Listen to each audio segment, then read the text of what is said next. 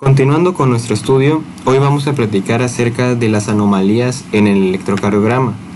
En el primer video conocimos acerca de las características y la interpretación de un electrocardiograma normal. Hoy vamos a platicar las anomalías del mismo. Y uno de los temas muy importantes a conocer es el crecimiento o dilatación de las cavidades cardíacas. En primer lugar vamos a platicar de los crecimientos auriculares. En el video anterior explicábamos a través de esta imagen, una imagen muy esquemática, acerca de que la onda P representa la despolarización de ambas aurículas. Por lo tanto, para fines prácticos, la primera mitad de la onda P representa la despolarización de la aurícula derecha y la segunda mitad, aquí representado en rojo, representa la despolarización de la aurícula izquierda.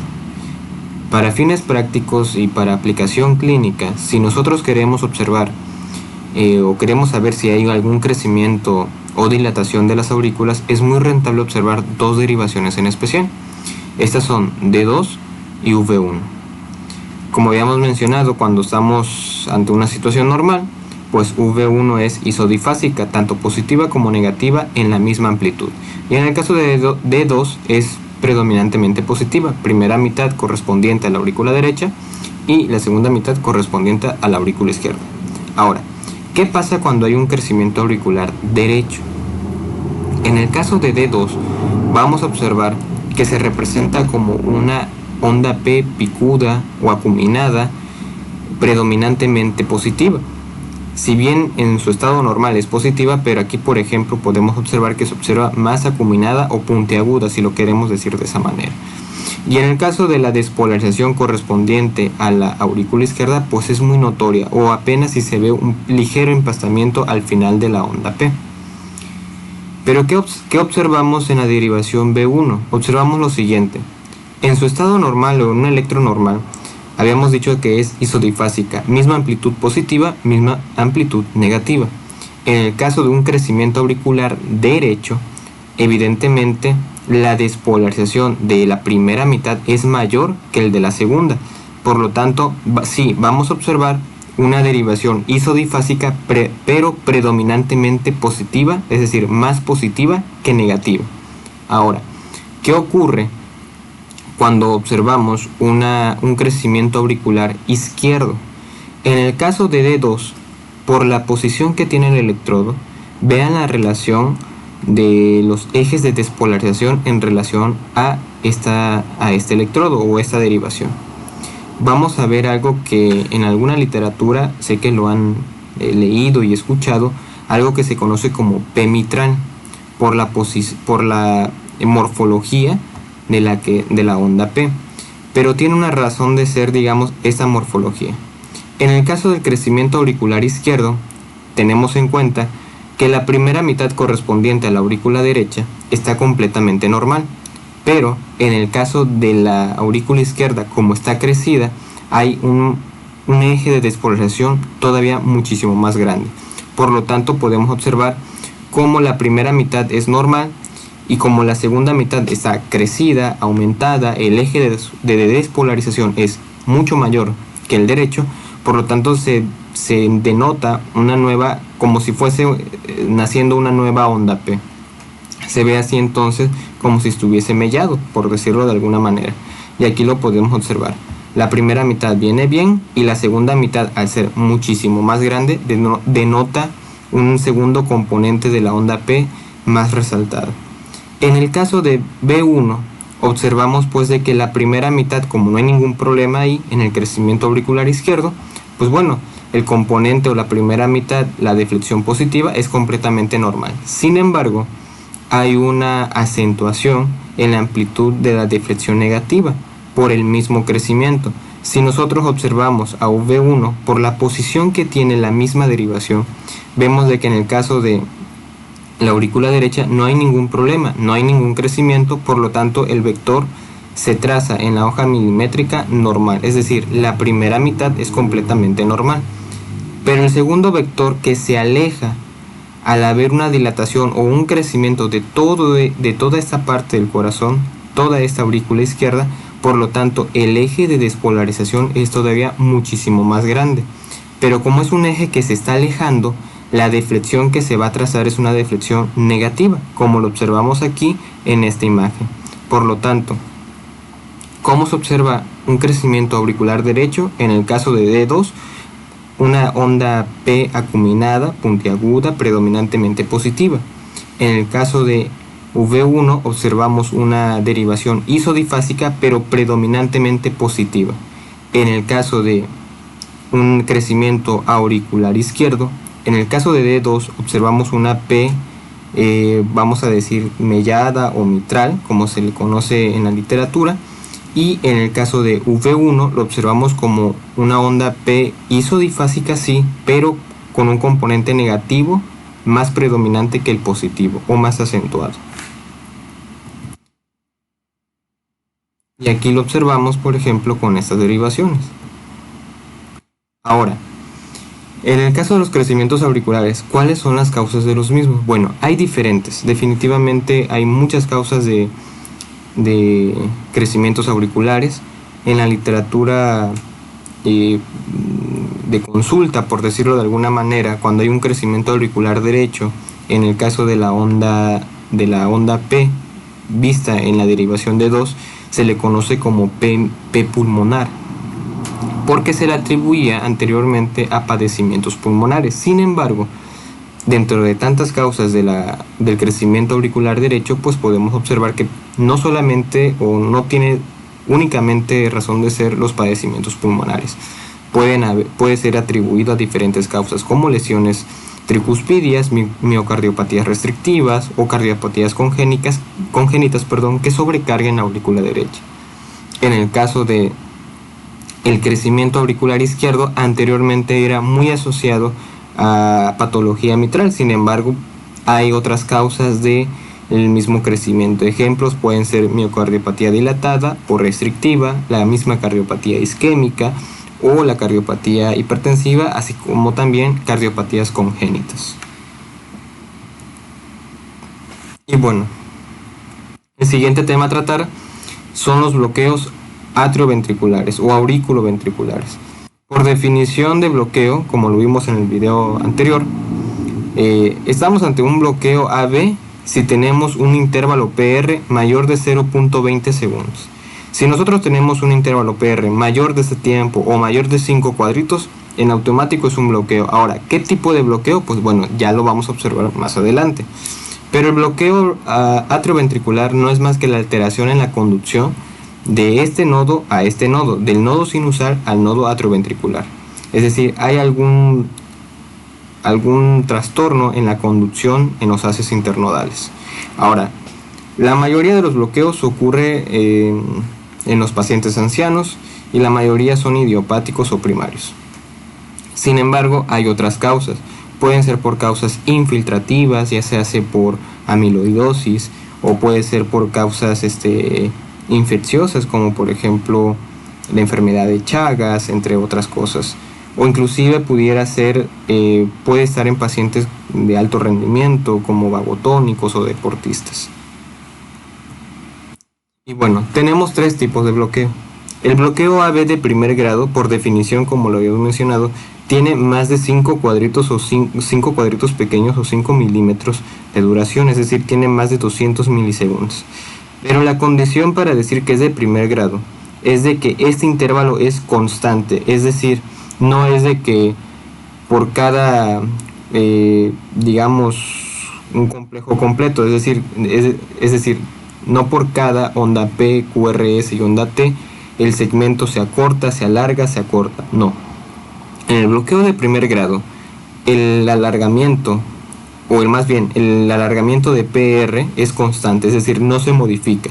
Y cada onda P siempre va seguida de un complejo QRS, es decir, siempre conduce. Por definición, entonces, bloqueo de primer grado, intervalo PR aumentado mayor a 5 milímetros o mayor de 200 milisegundos, constante, es decir, no se modifica, aquí como lo vemos en imagen. El mismo intervalo que está aquí, la duración que se encuentra en este intervalo es el mismo que se encuentra acá. No hay alargamiento o acortamiento progresivo. Y toda onda P va seguida de un complejo. Onda P, complejo. Onda P, complejo. Onda P y complejo. Entonces, esas son las características o los criterios para poder observar un bloqueo AB de primer grado. Intervalo PR prolongado, constante y onda P seguida de complejo. Onda P seguida de complejo. Ahora, los bloqueos AB de segundo grado se dividen en dos, en MOVIX 1 y MOVIX 2. En el caso del MOVIX 1 hay un alargamiento progresivo del PR y esto se conoce como fenómeno de Wenckebach. Y en el caso del MOVIX 2 es un bloqueo aleatorio. Si vemos estos dos electros o estos dos ejemplos, ¿cuál es cuál? Vamos a observar cada uno.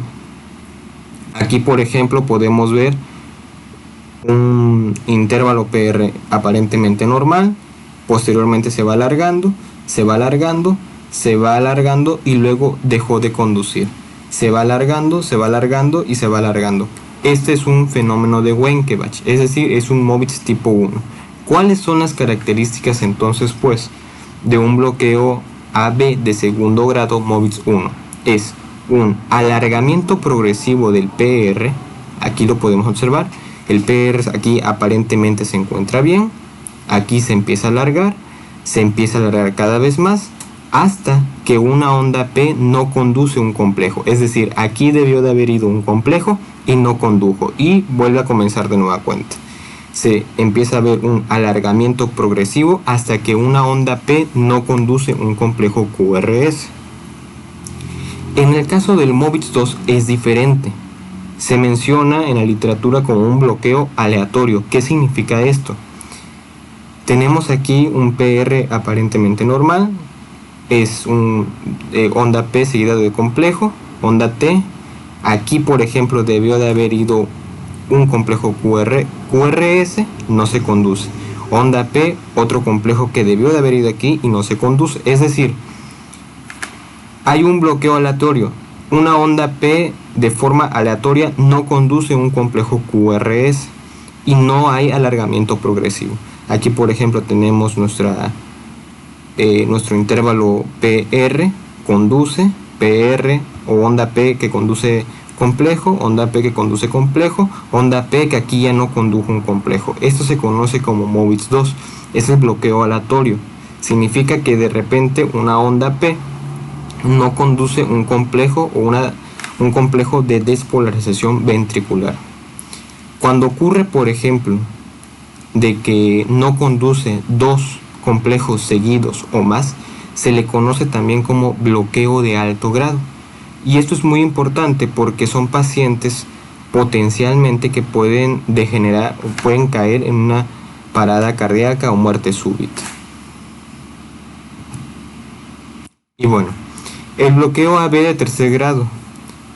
Aquí, por ejemplo, hay una disociación, es decir, la onda P va a su ritmo y el complejo QRS va a su ritmo. Es decir, si nosotros tomamos un compás y medimos lo que hay de P a P, nos vamos a dar cuenta que van a su mismo ritmo, van rítmicos pero a su mismo tiempo. Y en el caso de los complejos QRS, aunque son más prolongados, también van a su ritmo. Esto significa de que, por decirlo de alguna manera, en forma de analogía, el nodo sinusal trabaja a su ritmo, manda su despolarización, sin importar que el caso del nodo AB o atrioventricular esté también mandando su señal, es decir, cada quien va por su lado. Si nosotros lo viéramos en un electro real, un bloqueo de tercer grado, podemos observar pues de que la frecuencia cardíaca de las ondas P oscila entre los 60 y los 100 latidos por minuto, mientras que la frecuencia de los complejos QRS va a ser constante y va a ser de 40 a 60 latidos por minuto, porque eso es lo que opera en cada nodo sinusal. Recuerda que la onda P, que representa la despolarización auricular, que depende del estímulo del nodo sinusal, opera de 60 a 100 latidos por minuto. Entonces, si nosotros vemos un electro con esta morfología, donde la onda P va a su ritmo constante y el complejo QRS de la misma forma va a su propio ritmo y constante, entonces estamos ante un bloqueo AB de tercer grado, es decir, un bloqueo atrioventricular completo. hay una disociación electrocardiográfica. Y aquí lo podemos resumir los tres.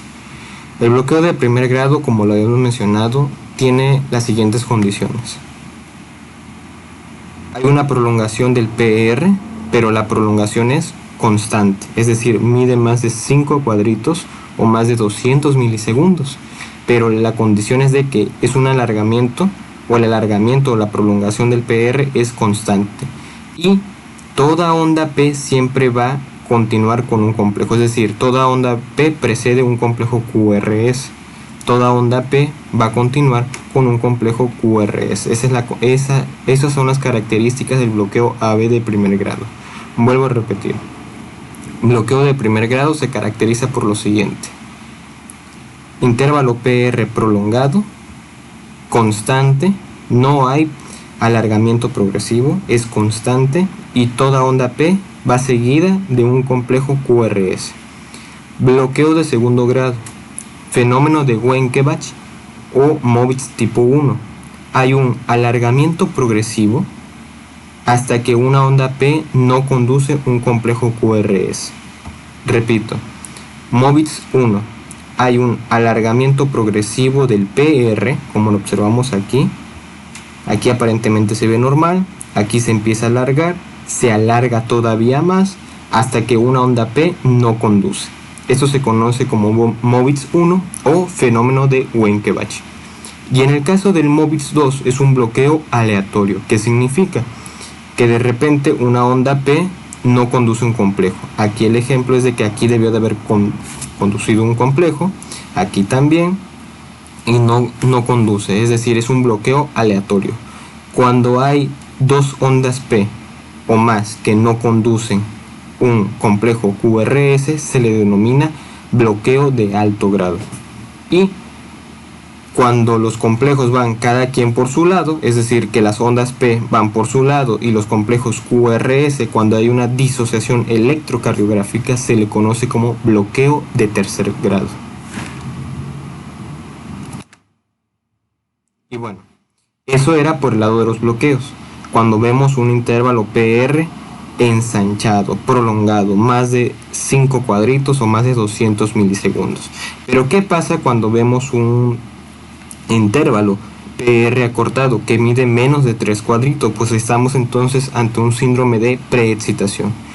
Hay muchos síndromes de preexcitación, pero el más clásico preguntado, y yo sé que lo han escuchado a lo largo de su carrera, es el síndrome de Wolff-Parkinson-White.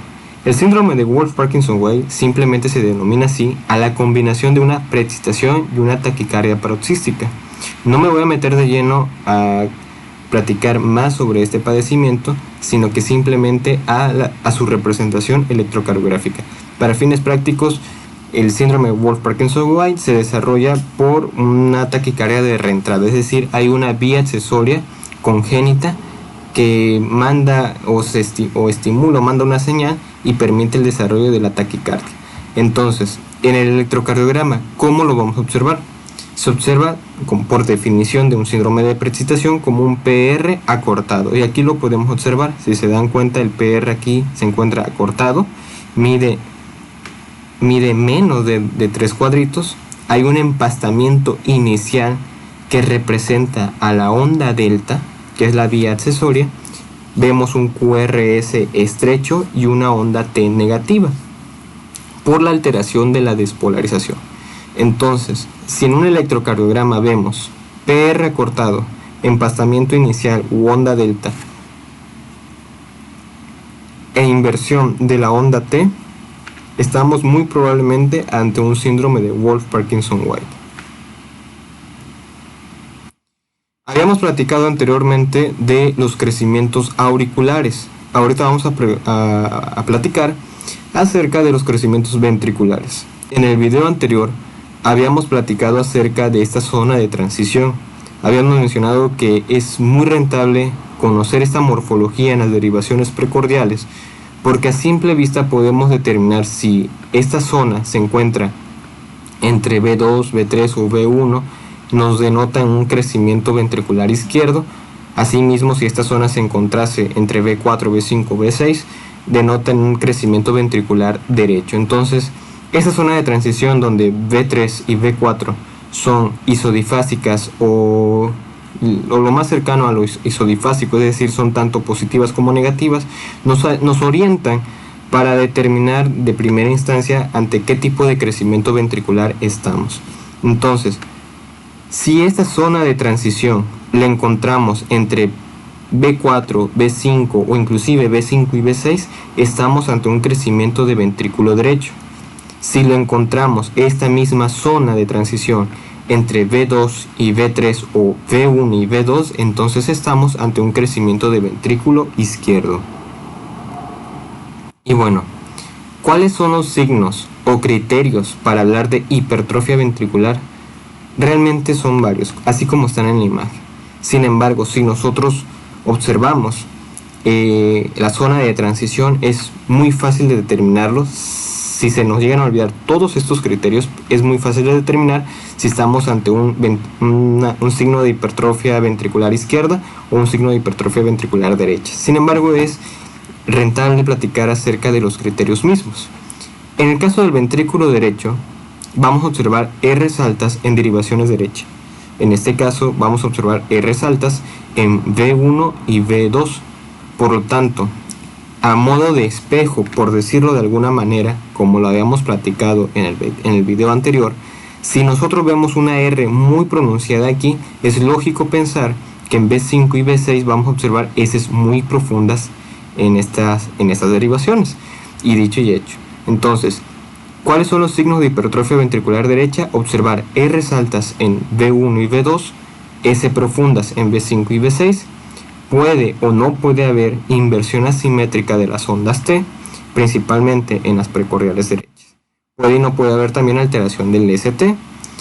Y observar en este caso R's altas en VR.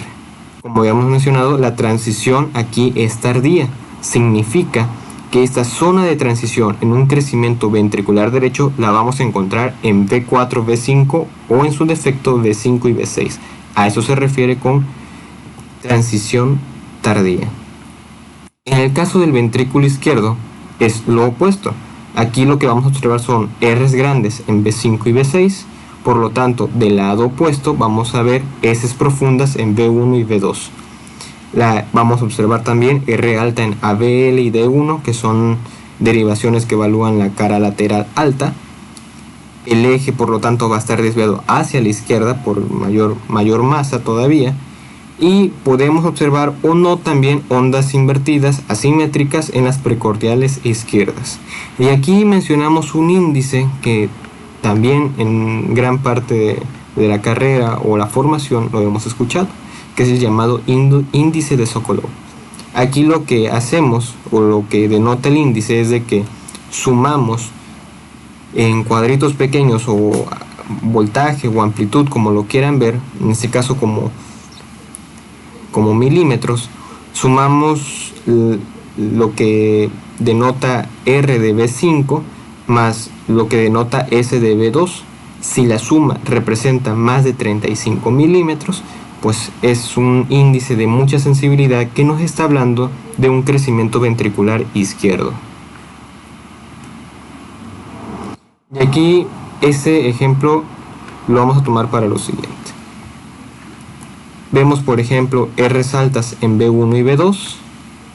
Ya desde ese momento nos está hablando acerca de un crecimiento ventricular derecho.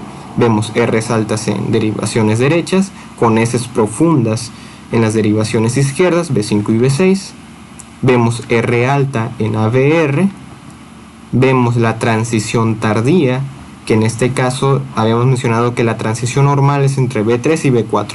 Al observar esa transición en B4 y B5 nos está hablando y denotando que estamos ante un crecimiento ventricular derecho. Entonces, recapitulando, observar R's altas en B1 y B2, S profundas en B5 y B6, R alta en ABR y transición tardía, esto es un crecimiento ventricular derecho, no hay más.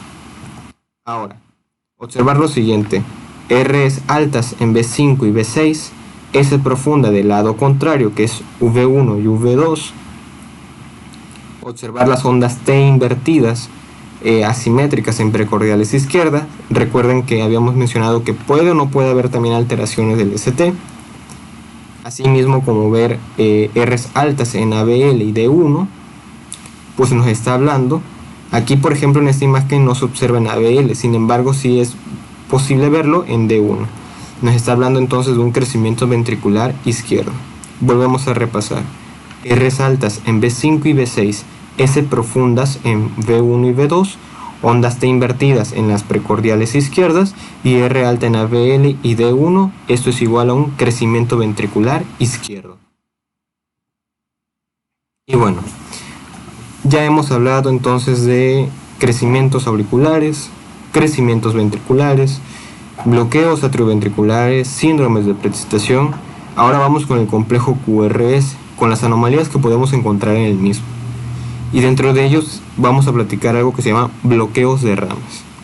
Por definición, como lo habíamos mencionado en el video anterior, hablamos de bloqueo o bloqueo completo como tal cuando encontramos un QRS ensanchado, es decir, que mida más de 120 milisegundos, o dicho de otra manera, que mida más de 3 cuadritos pequeños. ¿Cuáles son las características, digamos, para decir de que estamos ante un bloqueo de rama izquierdo o derecho? Pues bueno, son las siguientes. Depende de la morfología, estamos ante un bloqueo ya sea derecho o izquierdo. En el caso del derecho, ¿cuáles son las características? Pues por definición, habíamos mencionado que el complejo tiene que medir más de 3 cuadritos, como el ejemplo de acá. ¿Y cuál es la morfología? Bueno, para hablar de la morfología vamos a usar esta imagen y vamos a hacer la siguiente analogía o explicación para entender cómo se representan estas imágenes. El bloqueo de rama habla simplemente de que hay un bloqueo de rama en la bifurcación. Recuerden que si esta imagen la ampliáramos, vemos que acá estaría el nodo sinusal, los haces internodales, el nodo atrioventricular, el haz de His y luego su división en una rama izquierda y una rama derecha. Cuando hay un bloqueo de rama derecha, por lo tanto la señal no se conduce acá. La señal continúa por todo lo que es la rama izquierda, y al no haber una transmisión por rama, en este caso, de la señal eléctrica, por decirlo de alguna manera, el vector primero o la señal de la rama izquierda despolariza todo lo que es el ventrículo izquierdo y hasta lo último despolariza el ventrículo derecho, al no haber, digamos, por decirlo así, quien hubiese despolarizado el ventrículo derecho. Es decir, esto es de lógica. Tenemos las dos ramas, rama izquierda y rama derecha. El bloqueo de rama derecha significa que aquí no conduce, digamos, el impulso eléctrico. Por lo tanto, no hay despolarización. Es decir, no se despolariza al mismo tiempo que se deben de despolarizar junto con el ventrículo izquierdo. Por lo tanto, la señal se transmite en todo el ventrículo izquierdo, pero como no hubo quien despolarizara el ventrículo derecho, pues esa misma señal se conduce posteriormente al ventrículo derecho. Por eso, en una primera instancia, si lo vemos aquí, ahorita vamos a hablar de las morfologías, pero si lo vemos aquí, esto se representa de la siguiente manera. Se despolariza el ventrículo izquierdo, pero la señal continúa y ahora se despolariza el ventrículo derecho y denota en una nueva R. De ahí que surja la famosa o aumentada RSR'. ¿Por qué? Porque primero se despolarizó el ventrículo izquierdo y esa misma señal, al ver que no había ninguna que despolarizara el ventrículo derecho, pues continúa su curso y termina de despolarizar el ventrículo derecho. Entonces, ¿cuáles son las características del bloqueo de rama derecha? Pues bueno, lo mismo. El complejo dura más de 0.12 segundos, es decir, más de 3 cuadritos. Su morfología es de que es una RSR'. La R', por lo tanto, es una R de mayor amplitud que la primera, por lo tanto se escribe así. R pequeña, R minúscula, perdón, S minúscula, R mayúscula porque es más grande que la primera, y en este caso, como fue una nueva onda eventual, como lo habíamos platicado en el video anterior sobre la nomenclatura, se escribe con esta pequeña comita encima. Entonces, la morfología del bloqueo de rama derecha es RSR' en derivaciones derechas, en este caso V1 y V2. Y hay un empastamiento final en el caso de las onda S en las derivaciones izquierdas, predominantemente B6, inclusive en B5 lo podemos observar. Asimismo también podemos ver onda T negativa en las mismas derivaciones derechas y positiva en el caso de B6. Este empastamiento lo podemos observar aquí, es como si fuese una imagen en espejo de esta misma derivación. Este empastamiento representa, digamos, por la posición de los electrodos, representa la R', pero se expresa de esta forma, como si fuese una S más ensanchada y empastada. Por lo tanto, al ser una derivación vista en B1 predominantemente positiva, el eje se encuentra desviado hacia la derecha. Ahora, ¿qué pasa con el bloqueo de rama izquierda? Es muy parecido al derecho, es decir, tienen el mismo principio básico. La señal nace del nodo sinusal, se transmite por los haces internodales, llega al nodo AB, pasa por el haz de His, pero donde se empiezan, digamos, donde se divide en una rama derecha y una rama izquierda, ocurre exactamente lo mismo. No conduce por el lado izquierdo, por lo tanto la señal despolariza en un primer tiempo al ventrículo derecho y posteriormente al ventrículo izquierdo. Por lo tanto, cumple con las mismas o casi las mismas características que el bloqueo de rama izquierda. Es decir, en tiempo, el complejo QRS también se encuentra ensanchado, mide más de 0.12 segundos o más de 3 cuadritos.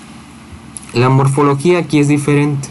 Aquí, por ejemplo, en derivaciones derechas, en B1 y B2, vamos a observar complejos QS o RS, como lo vemos aquí. Un complejo QS, donde es predominantemente negativo. Aquí vemos, por ejemplo, complejos RS, R minúscula y una S profunda, pero en las derivaciones izquierdas, como B5 y B6, vamos a observar complejos RR.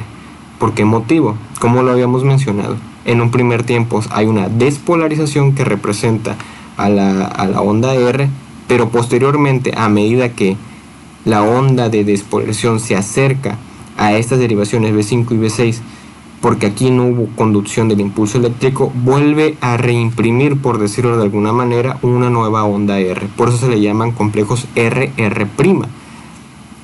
Y por lo tanto también hay inversión de la onda T en estas mismas derivaciones. Como estos complejos son predominantemente positivos, el eje, en este caso de un bloqueo de rama izquierda, se encuentra desviado también hacia la izquierda. Ahora, ¿qué pasa, digamos, si no nos acordamos, por decirlo así, de todos estos criterios? Es decir, no nos acordamos de la morfología, no nos acordamos de que si las S, no nos acordamos que si las ondas T. Bueno, pues es muy rentable o muy fácil, digamos, para fines prácticos, digamos, ya sea en la clínica o en un examen, es muy rentable ver esta derivación a la derivación B1. Si se dan cuenta en el ejemplo anterior, B1 es predominantemente positivo.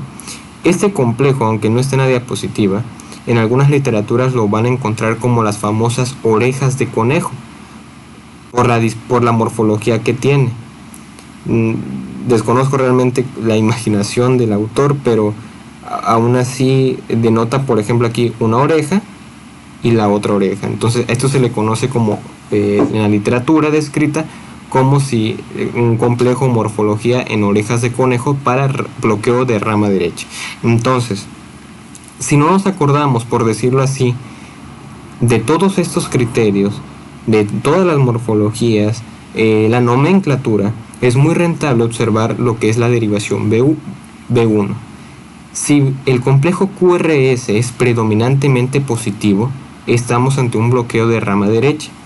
Este, por ejemplo, es un bloqueo de rama izquierda, y aquí son complejos negativos, es decir, son complejos QS o RS, pero predominantemente negativos. En el caso contrario, con los bloqueos de rama derecha, donde aquí lo podemos observar que son complejos predominantemente positivos. Si vemos este complejo de orejas de conejo o RSR', pues no hay más, es un bloqueo de rama derecha, siempre y cuando mida más de 0.12 segundos. Entonces repetimos, si no nos acordamos de todas estas características, simplemente con acordarnos de dos cosas: bloqueo de rama completo, QRS ancho, y vemos B1. Si en B1 el QRS es predominantemente positivo, bloqueo de rama derecha. Si el QRS es predominantemente negativo, bloqueo de rama izquierda. Y bueno, ¿cuáles son los semibloqueos? Los semibloqueos tienen exactamente la misma morfología si es derecha o es izquierda, y por lo tanto si el bloqueo es el hemibloqueo es derecho, el eje está desviado hacia la derecha, y si fuese hemibloqueo izquierdo, el eje está desviado hacia la izquierda. La única diferencia es de que el QRS no mide más de 0.12 segundos, mide menos de ese tiempo. Es la única diferencia, pero la morfología es exactamente la misma. Y aquí lo podemos observar.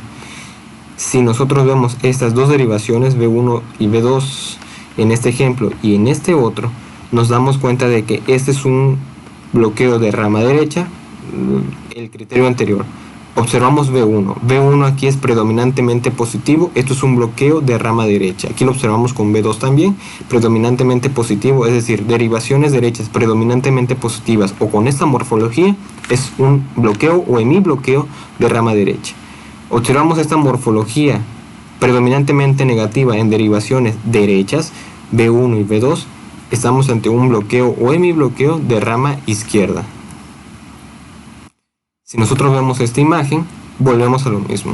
Observamos, vamos a tomar de ejemplo esta primera imagen donde estoy el cursor. Vemos derivaciones derechas B1 y B2, son predominantemente negativas. Esto es un bloqueo de rama izquierda. Y aquí observamos, por ejemplo, en B5 y B6, este empastamiento característico de que es RR. Aquí es más notorio donde se ve una despolarización en un primer tiempo y otra despolarización donde está el cursor. Esto se le conoce como RR'. Aquí no es tan notorio en B6, sin embargo en B5 es más notorio en este ejemplo. Y del otro lado observamos B1 y B2 son predominantemente positivos y vemos este famoso complejo de orejas de conejo. Esto no es más que un bloqueo de rama derecha. Y aquí observamos, por ejemplo, en las derivaciones B5 y B6, observamos el empastamiento final de la onda S, que básicamente es como un espejo o reflejo opuesto de las ondas R' de B1 y B2. Y bueno, ya platicamos de los bloqueos, de los bloqueos AB, de los bloqueos de ramas. Vamos a platicar ahorita sobre la onda Q. La onda Q, para decir que es patológica, tiene que ser mayor de 40 milisegundos en anchura y mayor de 2 milivoltios. Es decir, más de 2 centímetros, por decirlo digamos, si nosotros vemos la hoja milimétrica, es decir, más de 20 cuadritos pequeños. O en su defecto, tiene que ser un voltaje mayor del 25% de su onda R. Puede o no puede haber muescas, es decir, empastamientos. Y bueno, el que haya una onda Q nos está hablando de un infarto transmural o un infarto previo. Si nosotros vemos estas dos imágenes, en esta no queda duda, donde señalo con el cursor, que estamos ante una onda Q patológica. Vemos un ligero ensanchamiento, vemos que realmente es predominantemente negativo. Esto es una onda Q patológica clásica, mide más de 2 milivoltios en total. Y no hay complejo R, no hay onda R, no hay onda S. Esto es una clásica onda Q patológica.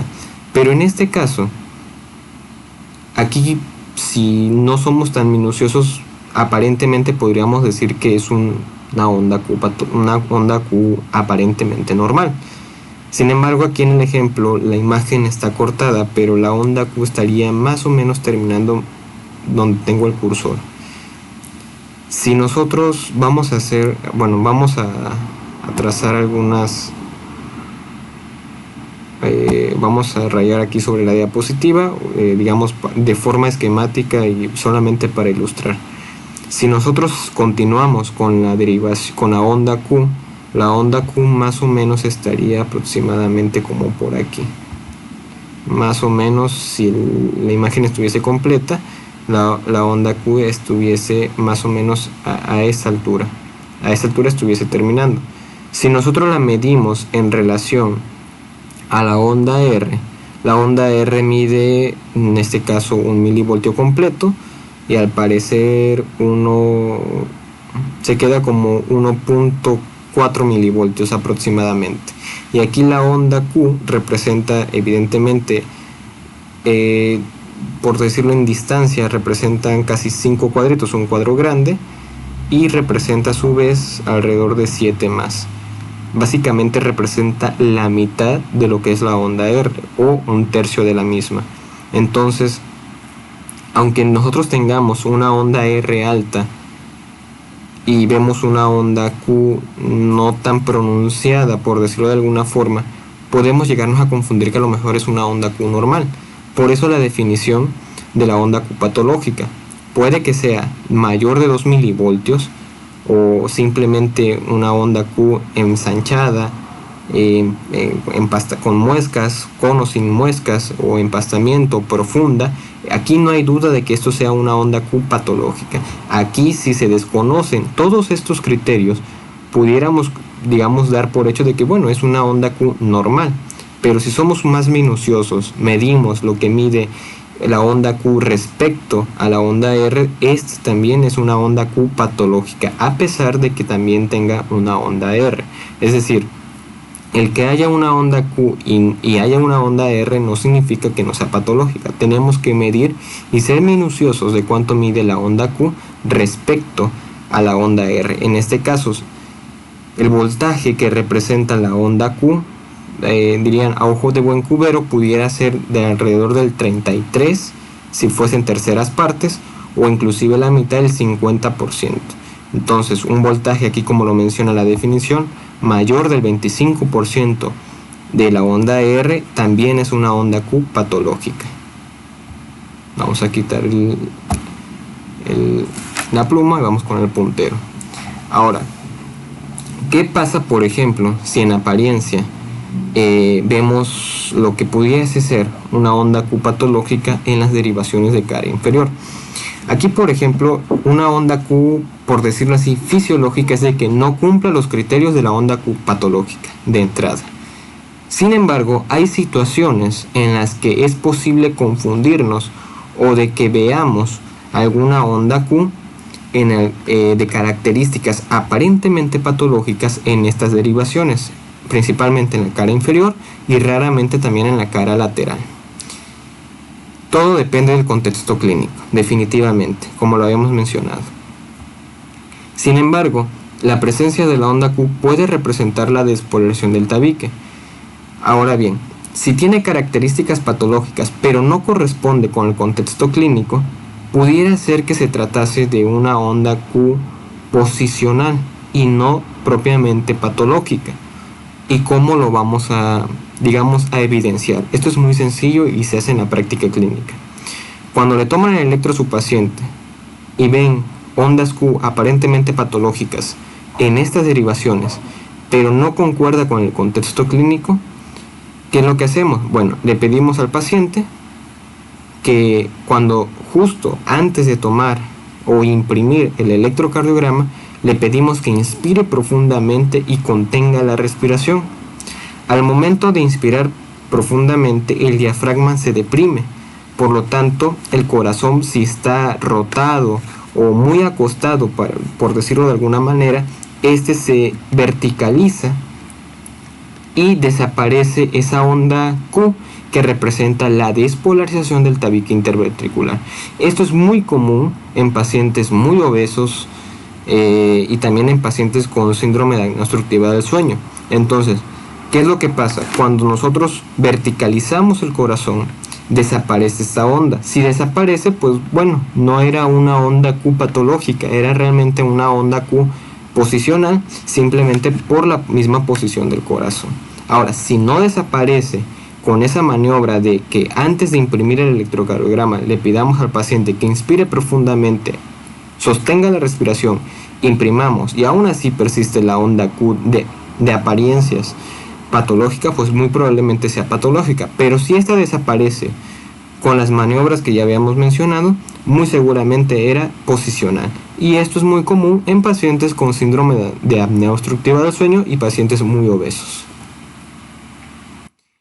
Otras anomalías clásicas que sé que lo han escuchado en algún punto de la carrera es el famoso complejo S1Q3T3, que simplemente denotan o hablan de la sobrecarga ventricular derecha. Es una sobrecarga ventricular derecha aguda. Ahora, ¿por qué se le llama S1Q3T3? Esto es fácil de entender si nosotros conocemos digamos los principios básicos de la electrocardiografía, la relación que tiene cada derivación y el movimiento de los ejes de despolarización.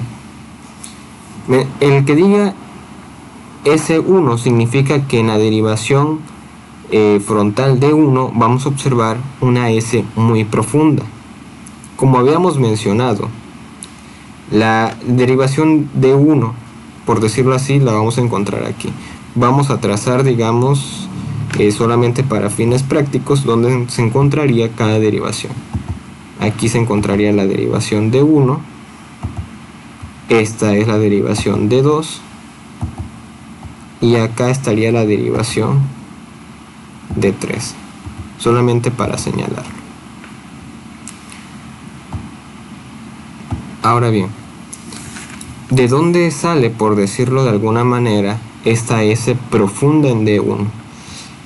Esta imagen me gusta mucho ponerla porque, por ejemplo, cada vector tiene un color y cada color corresponde con cada parte del complejo QRS que aquí se señala. Si estamos ante una sobrecarga ventricular derecha, es muy claro que pues este ventrículo está ejerciendo mayor fuerza, y por lo tanto, si ejerce mayor fuerza de contracción o tiene mayor sobrecarga, su eje tiende a hacerse más grande. Aquí, por ejemplo, el color verde que vemos aquí es este eje de despolarización, que corresponde parte de lo que es el septum y parte de lo que es la cámara cardíaca derecha, en este caso el ventrículo, propiamente el ventrículo derecho. Al estar más sometido a esta sobrecarga, este eje de despolarización obviamente es más grande. No quizás tan grande como el complejo o el vector rojo, que es el de la gran masa ventricular izquierda, pero sí es más grande de lo habitual. Entonces, al ser un vector que se aleja de esta derivación de este electrodo,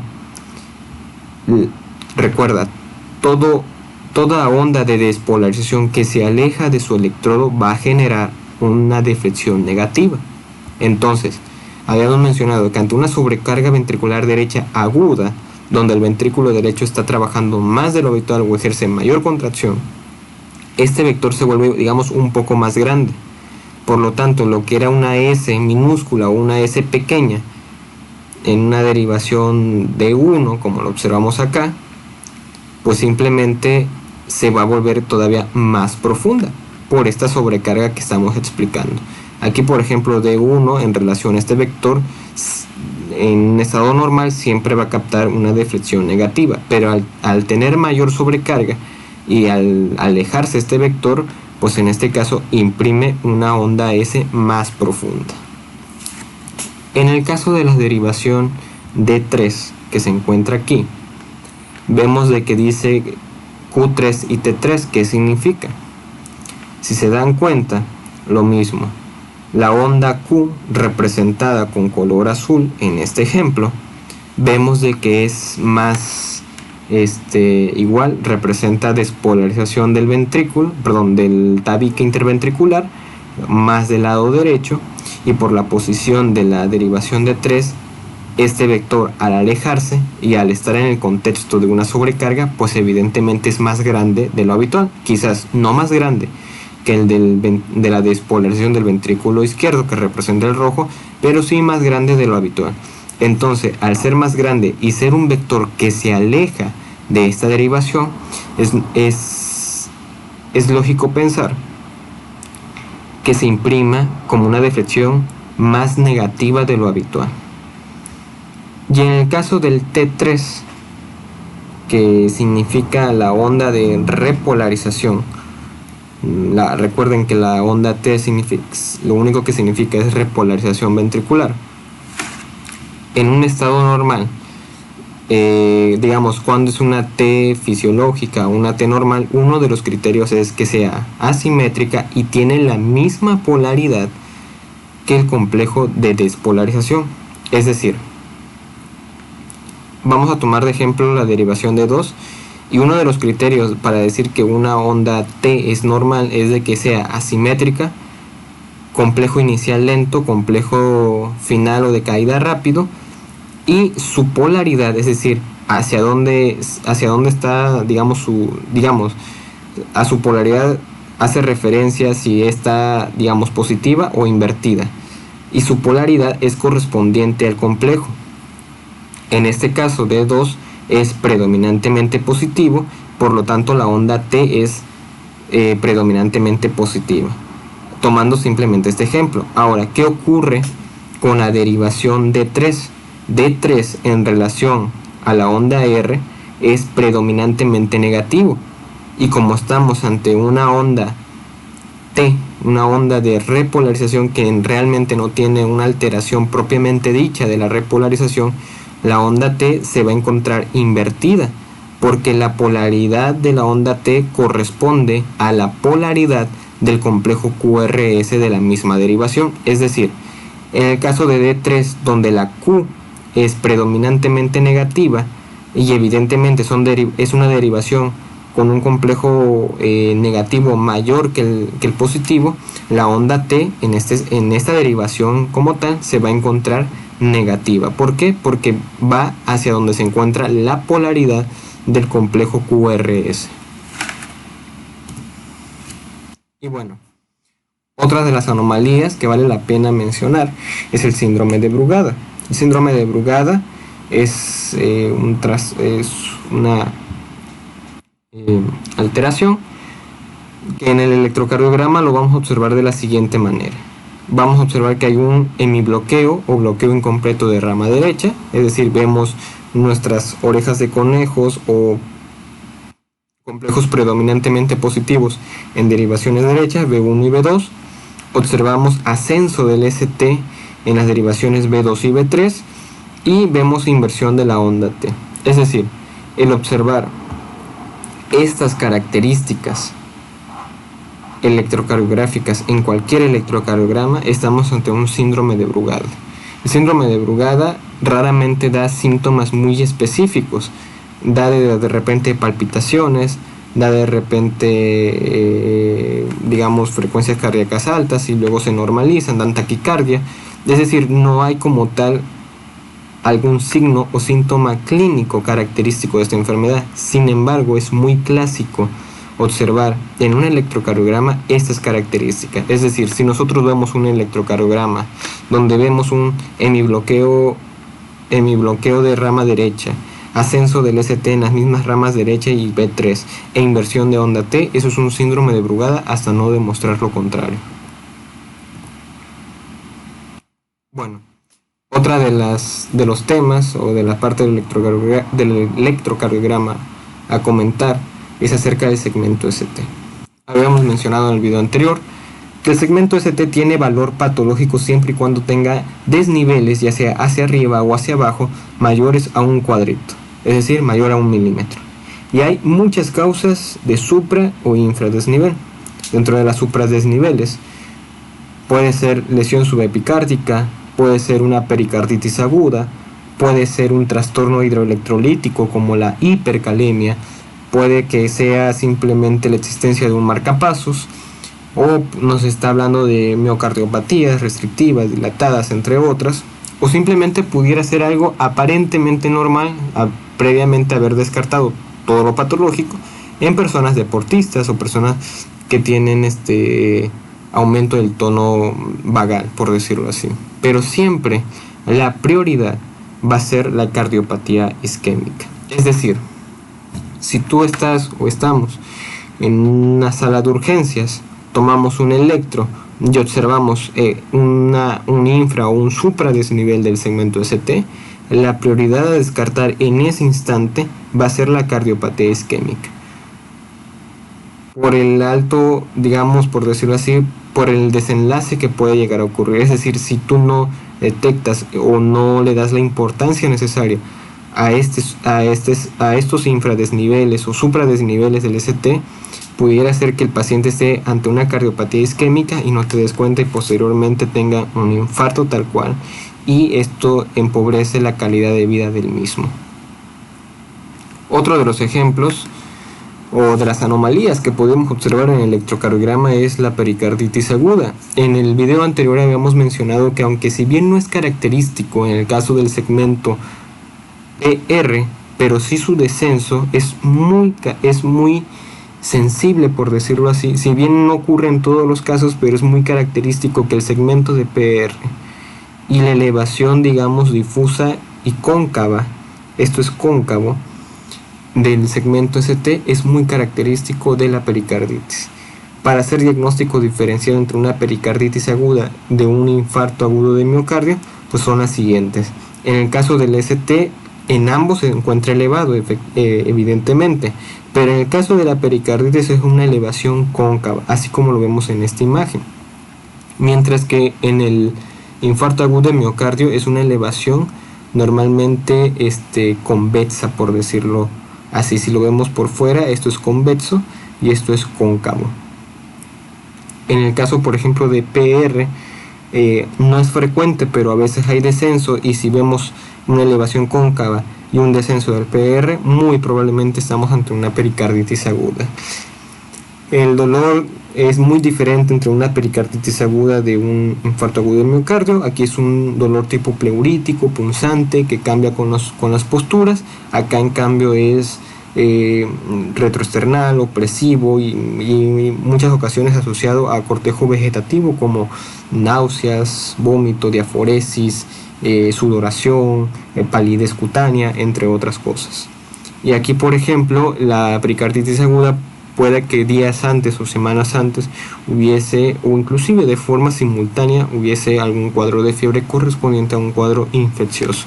En el caso del IAM no se produce esto, y si se llegase a producir, sucede posterior al evento isquémico agudo, no en el momento o no de forma simultánea. Antes de terminar, pues vamos a hablar un poquito acerca del intervalo QT. Cuando estábamos hablando acerca del intervalo QT en el video anterior, habíamos dicho de que lo máximo que se puede prolongar es hasta 0.44, se hace hombre, se hace mujer. ¿Por qué motivo? ¿Y cuál es la importancia de que estemos ante un QT largo? Es de que damos terreno o damos, digamos, la oportunidad de que se genere alguna arritmia, porque se prolonga esto del periodo refractario relativo. Es decir, puede generar un nuevo potencial de acción no apto en este momento y puede degenerar en un torsade de puntas o una arritmia letal como la fibrilación ventricular. Ahora, habíamos dicho de que puede ser que esté largo, puede ser que esté corto. La prioridad del largo o la importancia de que esté muy largo el QT es esta, de que puede degenerar en torsade de puntas.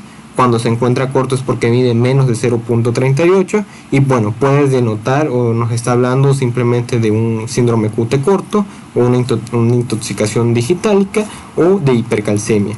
En el caso del QT largo nos puede hablar evidentemente de trastornos hidroelectrolíticos o de trastornos de electrolitos séricos. Cuando, por ejemplo, digamos, si el QT está alargado pero es a expensas de la onda T, pues sugiere hipopotasemia. Sin embargo, si está alargado pero es a expensas del ST, nos sugiere hipocalcemia. Y en este cuadro podemos observar, digamos, todas las posibles causas, de las cuales, si bien todas son importantes, pero de las cuales son quizás más preguntadas son qué fármacos pudieran, o fármacos psiquiátricos pudieran alterar el intervalo QT como un QT largo. Pues tenemos esto: los antidepresivos tricíclicos, haloperidol, la fenitoína, así como otros fármacos como por ejemplo los antibióticos como los macrólidos, las quinolonas o los antihistamínicos, o inclusive por ejemplo fármacos antiarrítmicos como los de la clase 1A o los de la clase 3. Es importante conocer en este caso los fármacos que pueden prolongar el QT, porque por ejemplo, volviendo al ejemplo de los fármacos psiquiátricos, pues muchos de estos fármacos son usados de forma, no diré crónica, pero sí digamos temporal, y temporal me refiero por muchos meses, inclusive pudieran ser años dependiendo del padecimiento psiquiátrico del paciente. Entonces es muy importante vigilar a estos pacientes que usan esos medicamentos. Lo mismo pasaría con pacientes que por alguna cuestión infecciosa estén usando estos fármacos de forma crónica. Ejemplo, por decirlo de alguna manera, pudieran ser pacientes con talla suprapúbica, donde pues usan antibióticos de forma crónica para evitar una infección de vías urinarias. Hablando de la onda T, en el video anterior lo habíamos platicado. ¿Qué es lo normal? Que la onda T tenga la misma polaridad que el complejo QRS, es lo que habíamos platicado con el S1Q3T3, que representa la sobrecarga ventricular derecha, que clásicamente se le asocia a un fenómeno de tromboembolia pulmonar o embolismo pulmonar. No es patognomónico, pero sí es muy característico que en el contexto de una tromboembolia pulmonar observemos el complejo S1Q3T3. Y habíamos mencionado de que por qué entonces la onda T, en el caso de la derivación D3, se traza de forma negativa, porque la derivación D3 es predominantemente negativa y por lo tanto, si no hay ninguna alteración en la repolarización de la onda T, esta sigue a la polaridad del mismo complejo. Por eso la onda T, en el ejemplo de la sobrecarga ventricular derecha aguda, se representa en la derivación de 3 de forma negativa. Entonces, ¿qué es lo normal de la onda T? Pues de que tenga la misma polaridad, como habíamos mencionado, del complejo QRS. Que sea simétrica, con un componente de ascenso lento. Si nosotros dibujamos, vamos a hacer el ejemplo mejor. Vamos a trazar, digamos, para fines prácticos nada más. Es decir, si nosotros dividimos a la mitad la onda T, que más o menos sería aquí, si se dan cuenta, la primera mitad tiene como que un ascenso lento, menos inclinado, y tiene un componente de descenso rápido. Entonces a eso se refiere cuando lo lean en alguna literatura, de que tiene un componente de ascenso lento y descendente rápido. A eso hace referencia. ¿Y qué pasa cuando hay condiciones patológicas? Cuando realmente hay una alteración de la onda T, pues cambia todo esto. La onda T se vuelve simétrica. Lo normal es de que sea asimétrica, como lo vemos en este ejemplo. Esta es una onda T patológica, se vuelve asimétrica, cambia su polaridad, es decir, esto pudiese estar invertido, cambia su configuración, es decir, que puede ser acuminada, no precisamente con un componente de ascenso lento y uno rápido. Puede cambiar completamente todo, es decir, cambia su polaridad, cambia su amplitud y cambia su configuración. Y bueno, asimismo con el segmento ST hay muchas causas de una inversión de la onda T, como también una onda T acuminada. Ejemplos de ellos de la onda T acuminada puede ser que sea normal, inclusive obviamente haber descartado previamente todo lo patológico por la prioridad que representa, pero pudiera ser que la onda T acuminada pudiera ser normal en personas deportistas, vagotónicos, o nos está hablando de una isquemia miocárdica aguda, un trastorno como la hipercalemia. En el caso de la inversión de la onda T, habiendo descartado todo esto, pudiese ser que sea normal en niños, deportistas o pacientes que hagan hiperventilación, una isquemia subepicárdica, la pericarditis, la cor pulmonar, las miocardiopatías hipertróficas. Acuérdense de que cuando vimos los crecimientos ventriculares, habíamos dicho de que uno de los criterios es que puede y no puede haber inversión de la onda. Entonces no es raro encontrar también en la crecimientos ventriculares inversión de las ondas T. En el contexto de un EBC pudiera haber también inversión, un trastorno opuesto a la hipercalemia como la hipocalemia, un ixedema, o puede ser simplemente alcoholismo. Pero como lo habíamos mencionado anterior, la prioridad siempre será la cardiopatía isquémica. Si nosotros vemos una onda T acuminada o una inversión de la onda T, Si bien todas estas son causas de acuminación o inversión, la prioridad siempre va a ser la cardiopatía isquémica, es decir, explorar a tu paciente, ver el contexto clínico, ver los factores de riesgo, ver si realmente es un paciente de la edad o en la que posiblemente se esté aconteciendo una cardiopatía isquémica. Y bueno, ya que tocamos el tema de la cardiopatía isquémica, vamos a hablar en términos generales acerca de la secuencia del infarto agudo de miocardio. Para fines prácticos, esta imagen la habíamos utilizado en el video anterior sobre cómo ocurre, lo usamos para representar cómo ocurre la despolarización. La irrigación lleva el siguiente orden, va de epicardio a endocardio, es decir, las arterias coronarias son epicárdicas, discurren en toda esta parte donde tengo el cursor, y de ahí nacen sus ramas, por decirlo así, que penetran en todo el músculo hasta llegar al endocardio. Entonces, ante un evento de un síndrome coronario agudo, propiamente un infarto agudo de miocardio, hay 3 eventos secuenciales y que llevan este mismo orden. El que veamos o no veamos alguno significa que probablemente ya habría pasado algún evento previo, y pues evidentemente en el momento real estamos viendo, digamos, en tiempo real estamos viendo el evento que estamos observando. Voy a poner un ejemplo. A lo mejor, digamos, un paciente a las 6 de la mañana empieza con síntomas de isquemia miocárdica, dolor torácico, cortejo vegetativo, entre otros. Y probablemente al mediodía llega a la sala de urgencias, demoran 1 hora, se le toma el electro y probablemente ya no vamos a ver, digamos, este primer evento de la onda T acuminada o invertida y simétrica. A lo mejor veamos simplemente alteraciones en el segmento ST. Entonces, para nosotros hablar de la secuencia del infarto agudo de miocardio, es muy rentable, o más bien, es obligado observar 3 partes del electrocardiograma: onda T, segmento ST y onda Q. Así de simple. Si nosotros vamos a evaluar un paciente con una probable cardiopatía isquémica, observamos onda T, el ST y la onda Q. La onda T nos está hablando de isquemia. Si nosotros queremos saber si tiene isquemia o no tiene isquemia, vemos onda T. El segmento ST nos habla de lesión y la onda Q simplemente nos habla de necrosis. Ahora, el que ocurra primero y que ocurra después, si es subepicárdico, es muy simple de entender. Si habíamos dicho que las arterias son epicárdicas y mandan ramas que penetran el músculo y alimentan de afuera hacia adentro, es lógico pensar que el terreno que primero se va a lesionar o va a sufrir ante un evento de isquemia miocárdica, el primero en sufrir es el endocardio, por el simple hecho de estar más lejos de la red de nutrición, por decirlo de alguna manera. Entonces, ante un evento de isquemia, como habíamos dicho, observamos la onda T.